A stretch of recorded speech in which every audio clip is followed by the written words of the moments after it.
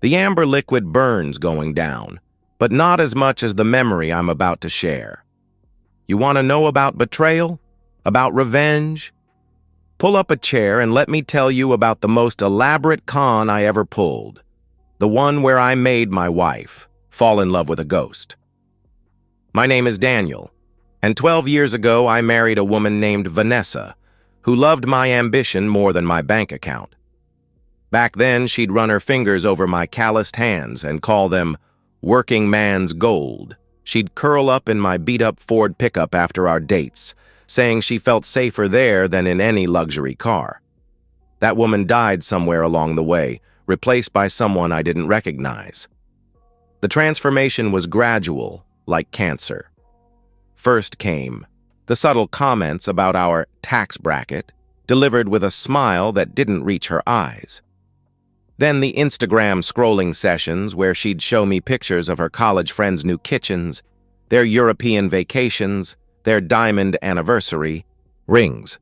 "Look what Jennifer got for her birthday," she'd say, holding up photos of earrings worth more than my truck. The breaking point came on a Tuesday in March.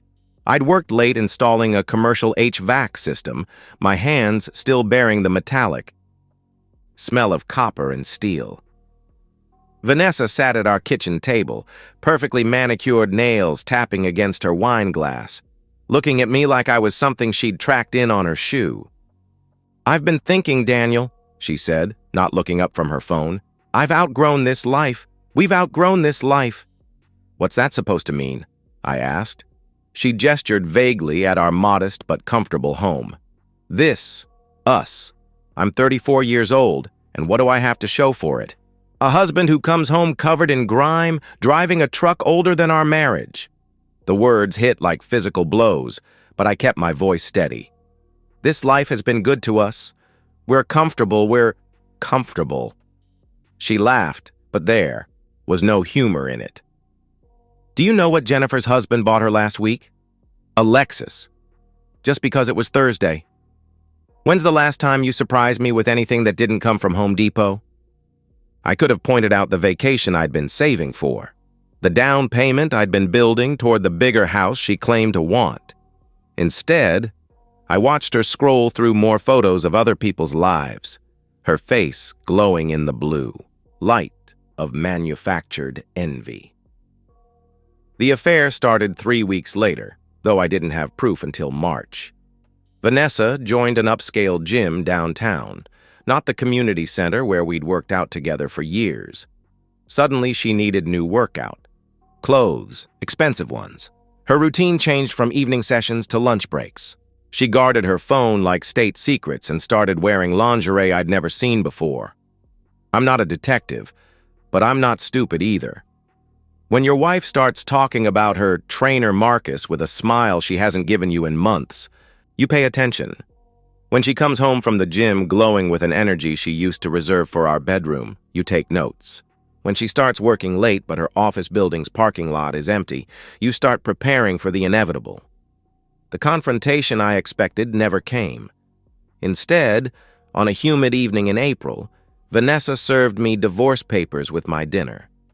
Not literally. She was more elegant than that. But her words carried the same legal weight. "I want a divorce," she said, cutting into her salmon. "Fast and clean. No fighting, no lawyers bleeding us dry. I deserve better than this, Daniel. I deserve someone who can give me the life I want." I set down my fork, studying her face. She looked relieved, almost excited, like she was announcing a promotion instead of the end of our marriage. "There's someone else," I said. It wasn't a question. There might be. Eventually. That's not the point. "What is the point, Vanessa?" She finally looked at me directly, and I saw a stranger wearing my wife's face. "The point is that I've wasted 12 years settling for mediocre. I won't waste any more." I could have fought her. Could have exposed Marcus and the affair she thought I didn't know about. But something cold and calculating settled in my chest as I watched her excitement about leaving me. In that moment, I realized something that would change everything. Vanessa wasn't just cheating on our marriage. She was cheating on reality itself. building fantasies about the life she thought she deserved. "Whatever you want, Vanessa," I said quietly. "I just want you to be happy." She smiled then, the first genuine smile she'd given me in months. She thought she'd won. She thought I was defeated, broken, ready to hand over everything I'd worked for just to make her happy. She was wrong. I wasn't defeated. I was inspired. If Vanessa wanted to chase fantasies, I'd give her the greatest fantasy of her life. And then I'd watch what happened when fantasies collide with reality. The game was just beginning, and she didn't even know we were playing. Corey Michaels had been tending bar at Murphy's Pub for 8 years, but his real talent was becoming other people. We'd grown up together in the same working-class neighborhood, but while I learned trades and built a business, Corey studied faces in mirrors and voices on late-night television. He'd done some local theater, a few commercials, and spent his tips on acting classes downtown. Most people saw a bartender serving drinks and flirting for better tips. I saw an artist who could become anyone he needed to be. "You're joking," Corey said when I first pitched the idea. We were sitting in his apartment above the bar, empty beer bottles forming a semicircle on his coffee table.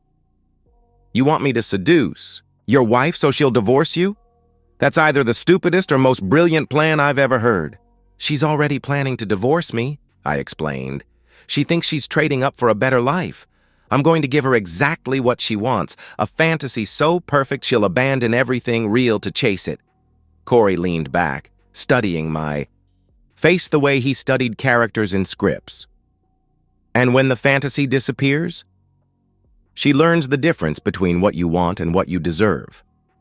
The construction of Blake Hartman took 3 weeks of meticulous preparation. We started with the basics, business cards from a fictional investment firm, complete with a downtown address that belonged to a shared office space Corey could rent by the hour. His headshots became Blake's LinkedIn profile photos, doctored to look more casual and candid. We rented luxury cars by the day, different models to suggest he owned multiple vehicles rather than leasing them for specific occasions. The most expensive part was the wardrobe. Blake needed to look like old money, not new flash. We hit consignment shops in the wealthy suburbs, finding designer suits and watches that whispered rather than shouted their value. Corey studied the mannerisms of wealth, the way rich men walked, talked, held their phones, ordered drinks. He watched hours of interviews with successful investors, absorbing their vocabulary and casual confidence. "The key," Corey said, practicing Blake's signature in my kitchen, "is making her feel like she discovered something special. Not like I'm trying to impress her, but like she's impressed despite my modesty." We staged photographs in borrowed penthouses, Corey looking thoughtfully out floor-to-ceiling windows with the city skyline behind him. His social media presence was carefully curated. Expensive meals he didn't pay for, charity events we crashed. For photos, business meetings staged in the lobbies of 5-star hotels. Every post was designed to suggest wealth without flaunting it, success without arrogance. The first phase was surveillance. I studied Vanessa's new routine with the dedication of a scientist observing a specimen. She worked out at Elite Fitness from 11 a.m. to 12:30 p.m. on Tuesdays and Thursdays, then grabbed lunch at the cafe next door. She shopped at Whole Foods every Saturday morning, always spending too much time in the wine section. She met her girlfriends for happy hour at trendy downtown restaurants, places where she'd photograph her drinks and post them with captions about treating herself. Corey's first appearance was strategically accidental. He was leaving Elite Fitness as Vanessa was arriving, dressed in subtle workout gear that probably cost more than her car payment. He held the door for her, polite but not eager, the kind of gesture that spoke of good breeding rather than predatory interest. "Thank you," she said, and I watched from across the street as she noticed his watch, his posture, the way he carried himself like someone who'd never doubted his place in the world. "My pleasure," Corey replied in Blake's voice, slightly deeper than his own, with crisp consonants that suggested private schools and country clubs. The second encounter came 3 days later at the Whole Foods wine section. Blake was studying a bottle of Bordeaux when Vanessa approached the same shelf.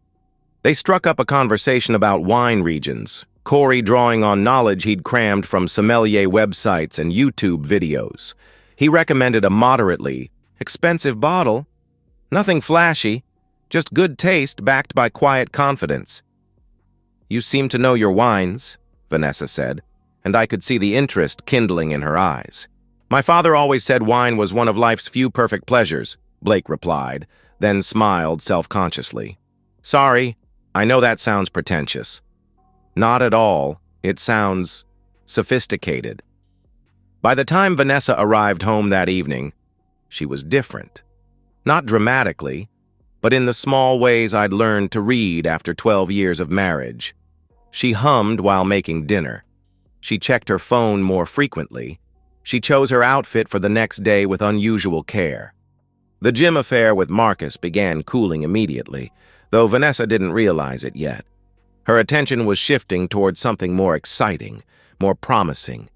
Blake represented everything Marcus wasn't: established, mature, offering. The lifestyle she'd been craving instead of just afternoon workouts and hurried encounters. Over the following weeks, I orchestrated chance meetings between Blake and Vanessa. He appeared at her favorite coffee shop, dressed for a business meeting that never quite materialized. They encountered each other at art gallery openings, events Blake attended because he believed in supporting local culture. Each interaction was perfectly calibrated, friendly but not pushy, interested but not desperate, wealthy but not ostentatious. The twisted satisfaction I felt watching my wife fall for another man was unlike anything I'd experienced. Every smile she gave Blake, every laugh at his carefully rehearsed jokes, every moment of excitement when she received his texts. It was all my creation. I was the author of her fantasy, the architect of her dreams, and soon I would be the destroyer of both. The beautiful irony was that Vanessa was falling in love with everything she thought she wanted in me but better. Blake had ambition without the dirt under his fingernails. He had success without the struggle. He offered her luxury without asking her to appreciate the work that created it. As May turned to June, Vanessa grew increasingly distant from me and increasingly infatuated with Blake. She started using phrases she'd picked up from their conversations, talking about market opportunities and lifestyle investments. She began subscribing to magazines she'd never read, buying clothes for a life she didn't yet live. The hook was setting perfectly. Soon it would be time to see how deep it could go. By May, Vanessa had developed a glow I hadn't seen since our honeymoon. She sang in the shower again, spent extra time on her makeup, and bought new clothes that hung in our closet like promises of a different life. When Blake texted her, she'd light up like Christmas morning. When I spoke to her, she'd barely look up from her phone. The psychological complexity of what I was doing hit me during those long summer evenings. I'd watch my wife across the dinner table, knowing she was thinking about another man. A man I had created, funded, and directed like a puppet master pulling strings from the shadows.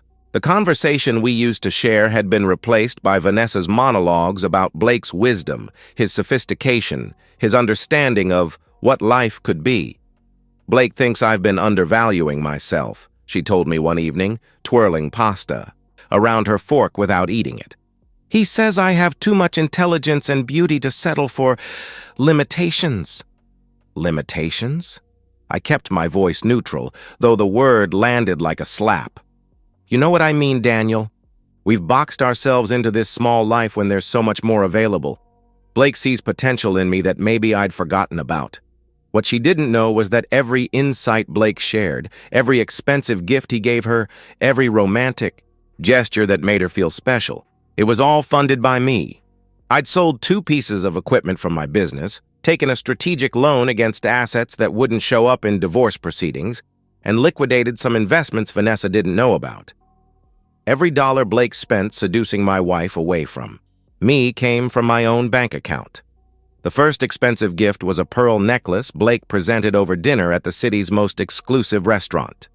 "I saw these and thought of you," he said, his voice carrying just the right mix of confidence and vulnerability. "You have the kind of elegance that deserves beautiful things." Vanessa called me that night, breathless with excitement. "Daniel, you'll never believe what happened. Blake gave me these incredible pearls. I've never owned anything so beautiful." "That's nice," I managed to say. "He must really care about you." "He does. He says he's never met anyone like me." I wanted to tell her that Blake had never met anyone at all because Blake didn't exist. Instead, I said, "You deserve to be appreciated, Vanessa. I'm glad you're happy." The business trips began in June.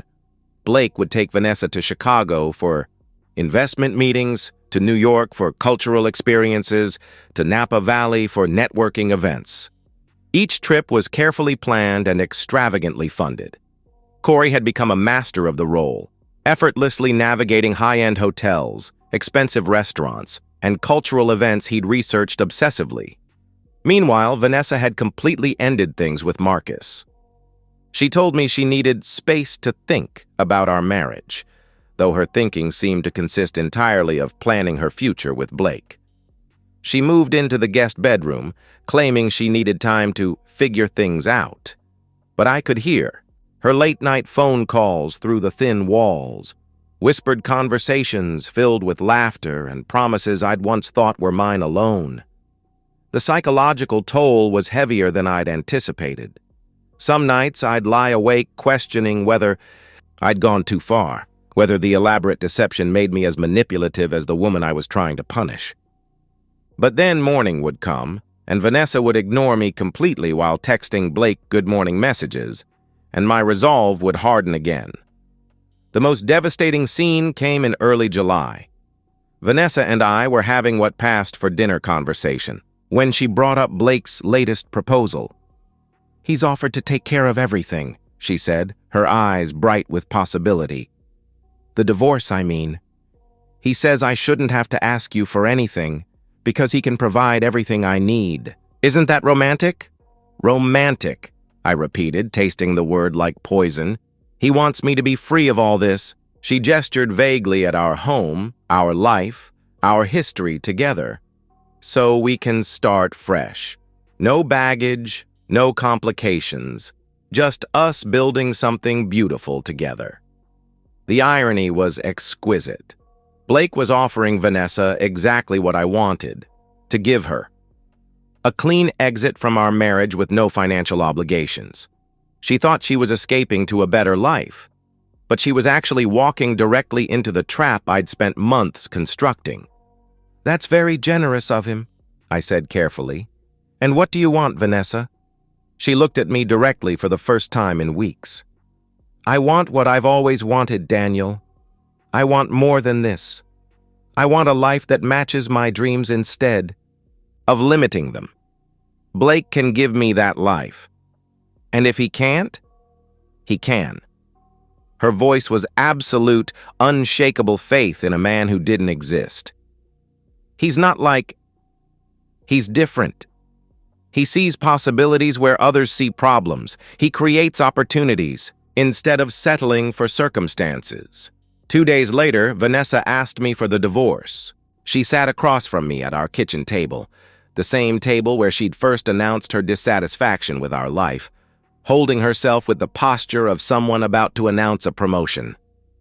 "I want to end this, Daniel. Our marriage. I want to file for divorce." I let the words hang in the air between us. "Any particular reason?" "I think we both know we've grown apart. We want different things. I've found someone who shares my vision for what life could be. Blake." "Yes, Blake." She said his name like a prayer. "He's asked me to marry him. After the divorce is final, of course. And you said yes." I said yes. She was glowing again, radiating happiness at the prospect of leaving me. "He's everything I didn't know I was looking for, Daniel. He makes me feel alive in ways I'd forgotten were possible." I nodded slowly, as if processing this information for the first time. What do you want from me? From the divorce, I mean? Nothing. The word came out quickly, proudly. Blake says I don't need anything from you because he can provide everything I could ever want. I don't want your business, your assets, alimony, nothing. I just want to be free to start my new life. That's very generous. It's fair. You built your business before we met. You deserve to keep what you worked for. She paused, then added with devastating sincerity. Besides, Blake says taking money from you would taint our fresh start. He wants to provide for me himself. I acted like the wounded but gracious husband she expected me to be. I appreciate you being so reasonable about this. I know it can't be easy. Actually, it is easy. She smiled, and for a moment she looked like the woman I'd fallen in love with 12 years ago. When you know what you want, the choices become simple. I want Blake. I want the life he's offering. Everything else is just details. The hook had set completely. Vanessa believed she was trading up, escaping a mediocre life for something extraordinary. She was willing to abandon everything we'd built together because Blake had convinced her she deserved better. Soon she would learn exactly what she deserved. The final week of July arrived like the last act of a carefully orchestrated play. Everything was in position. The divorce papers were signed. Vanessa had moved into a furnished apartment downtown to prepare for her new life, and Blake had promised to take her to Europe to celebrate their engagement. The countdown to destruction had begun. Corey and I spent hours perfecting the final phase. Blake would gradually become less available, creating mysterious business emergencies that required his immediate attention. Important deals that couldn't wait. Urgent meetings with overseas investors. The kind of high-stakes drama that made Vanessa feel she was living in a romance novel instead of a revenge story. I'm starting to feel bad about this, Corey admitted, over coffee, studying the script we'd written for Blake's final performance. She really believes in him, in us, in the whole fantasy. She believed in destroying our marriage to get it, I replied, my voice harder than I'd intended. She threw away 12 years for a man she'd known for 3 months. That's not love. It's greed dressed up as romance. The psychology of what we were doing was complex and dark. Part of me felt a twisted satisfaction watching Vanessa plan her future with Blake, buying new clothes for European trips that would never happen, researching neighborhoods where they might buy a house together. But there were moments, usually, late at night when I'd see her apartment lights still on across the city, when I wondered if I was destroying the woman I'd once loved or revealing who she'd always been underneath. Blake's availability decreased strategically. Phone calls became shorter and less frequent. Romantic dinners were canceled for urgent business meetings. Text responses grew delayed and distracted. When Vanessa complained, Blake would shower her with apologies and expensive gifts, jewelry that cost me a small fortune, flowers that filled her apartment with the scent of false promises. "I'm sorry, darling," Blake would say, using endearments that made Vanessa melt every time. "This Singapore deal is more complex than expected. But once it's closed, we'll have all the time in the world. Paris, London, anywhere you want to go." Vanessa ate it up. The busier Blake became, the more valuable she felt. She bragged to her friends about her fiancé's international business deals, his connections with European investors, the penthouse he was buying in the city center. She showed them photos of the engagement ring Blake had designed specifically for her, a ring that had cost me 3 months of profits and that she wore like a trophy of her superior choices. The final dinner was planned for Friday evening at the city's most expensive restaurant. Blake spared no expense. Champagne that cost more per bottle than most people spent on groceries, courses prepared by a celebrity chef, a private dining room with views of the city lights. It was the perfect romantic finale to their whirlwind relationship. To new beginnings, Blake toasted, raising his glass to Vanessa's radiant face. To the life we're going to build together. To us? Vanessa replied, her voice thick with emotion. To finally finding what I was looking for. Blake had become even more perfect that evening, attentive, romantic, full of specific plans for their future. He described the house he wanted to buy them in the suburbs, complete with the garden where Vanessa could pursue the photography hobby she'd abandoned years ago. He talked about the trip to Italy where they'd spend their honeymoon, the art galleries. In Florence, the gondola rides in Venice. I've never been happier, Vanessa told him, tears of joy glittering in her eyes.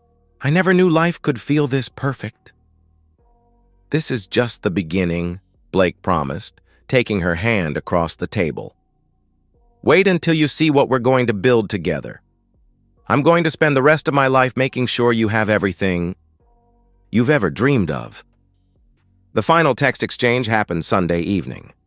Blake had been unreachable all weekend, supposedly dealing with an urgent crisis involving the Singapore investors.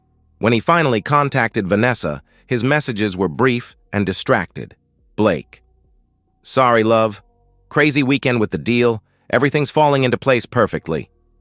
Vanessa: I've been worried sick. When can we talk properly? Blake: tomorrow. I promise. Once this is resolved, we'll never be apart again. Vanessa: I love you. I can't wait to start our real life together. Blake: soon, darling. Very soon. Monday morning, Blake Hartman ceased to exist. His phone number was disconnected. His social media accounts vanished overnight. The LinkedIn profile disappeared. The business address led to an empty office space with a for lease sign in the window. Every trace of Blake's digital existence was systematically erased, as if he'd never existed at all. Vanessa's first text to the disconnected number was confused but optimistic. Vanessa: Blake? Your phone seems to be off. Call me when you get this. The second was worried. Vanessa: Blake, I'm getting scared. Please call me. Whatever's wrong, we can fix it together. By Wednesday, panic had set in. Vanessa: I went to your office and it's empty. I called the company and they said they never heard of you. What's happening? Thursday brought desperation. Vanessa: I know you're real. I know what we have is real. Please don't disappear on me. I left everything for you. Friday's message was heartbreaking in its complete surrender. Vanessa: I'm yours. I'm free. Just like you wanted. Please don't leave me here alone. But the number was dead, and Blake Hartman had returned to the nothing from which he'd emerged. From my apartment across town, I watched Vanessa's world collapse in real time. She called in sick to work, spending her days frantically searching for any trace of the man she'd fallen in love with. She hired a private investigator who found nothing but dead ends and fake addresses. She contacted mutual acquaintances who claimed they'd never heard of Blake Hartman. The perfect fantasy had become the perfect nightmare. Vanessa had sacrificed everything real for something that had never existed at all. And somewhere in the city, sitting in a bar with his childhood friend, Daniel finally felt like the game was complete. Murphy's Pub looked exactly the same as it had 5 months ago, before Blake Hartman existed, before Vanessa discovered what she thought she deserved, before I learned how far I was willing to go for revenge. The amber lighting cast the same shadows across the worn wooden tables, and Corey was polishing glasses behind the bar with the same methodical rhythm he'd maintained for years. But everything else had changed irrevocably. So, Corey said, sliding a whiskey across the bar to me, his voice back to its normal register after months of playing Blake. She finally blocked me. Guess the dream died. We both laughed, but the sound was hollow, echoing in the empty spaces where satisfaction should have lived. The laughter of men who'd pulled off the perfect con and discovered that perfection wasn't the same thing as fulfillment. 3 weeks of blocked numbers and dead social media accounts, I said, taking a sip of whiskey that tasted like victory and ashes. She finally accepted that Blake isn't coming back. How's she handling it? Corey asked. About as well as you'd expect.